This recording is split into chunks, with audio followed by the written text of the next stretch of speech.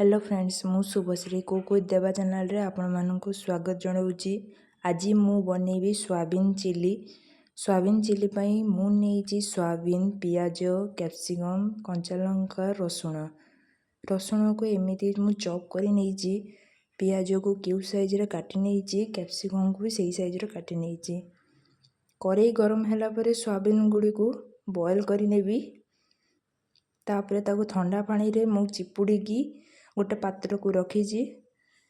मुझे 1 कप मैदा 1 cup cornflour नहीं।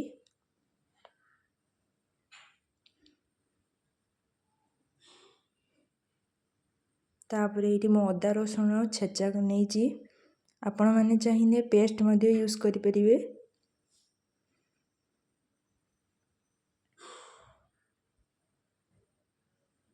तापरे मुझे आवश्यक टेस्ट अनुजाई मु नहीं लुण।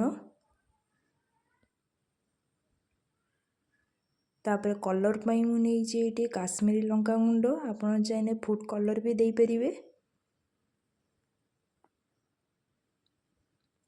करेई को एबे गरम हवा पाई छाड़ी दबा। तापर सेतिर तेल दे दीची मु एतिरे।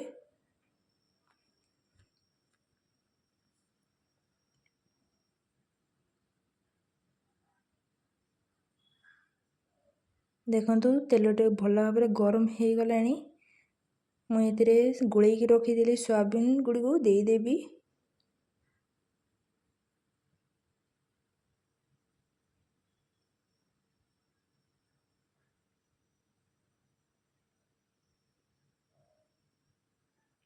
तापरे सोयाबीन गुड़ी को भल भाव फ्राए करिवा।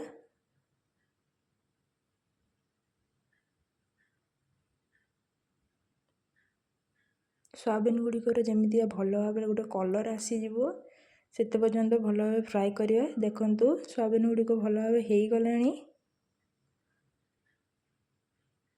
मुझे सेटा थाली को काढ़ी नेबी। सेमितिका प्रोसेस रे मु सब बाकी जी रखी गोले की सब छाणिकी काढ़ी देइची प्लेट को।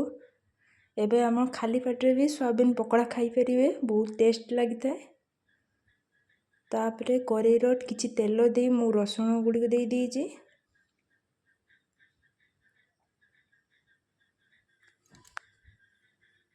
तापरे पियाज गुड़ी को दे देबे। तापरे कैप्सिकम कंचा लंका सब पके देबे।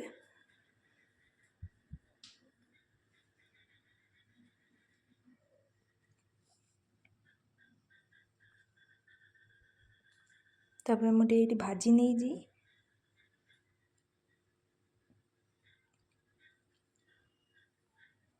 तापरे ये मु लुण दे देबी पियाज गुड़ी टिके सॉफ्ट हवा पाई।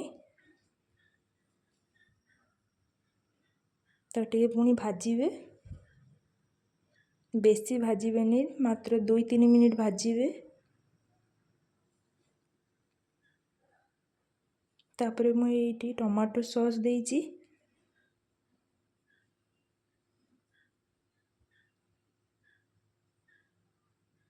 तापरे सोया सॉस देवी।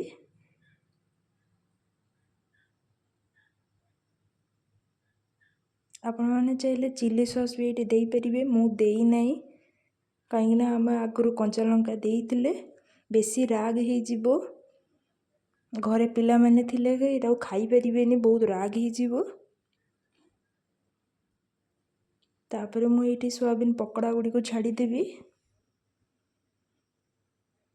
तापरे एटा ठीक गोले नेबी। सोयाबीन चिली हो गलानी रेडी। आपण माने एटा भात रोटी लाछा पराठा सबुतिर खाई परिबे। मो रेसिपीटी आपण मानकु भल लागितिले लाइक एंड सब्सक्राइब करिवे मो चैनल को। मु रहुची पुणी आसीबे आउ गोटे रेसिपी नहीं। नमस्कार।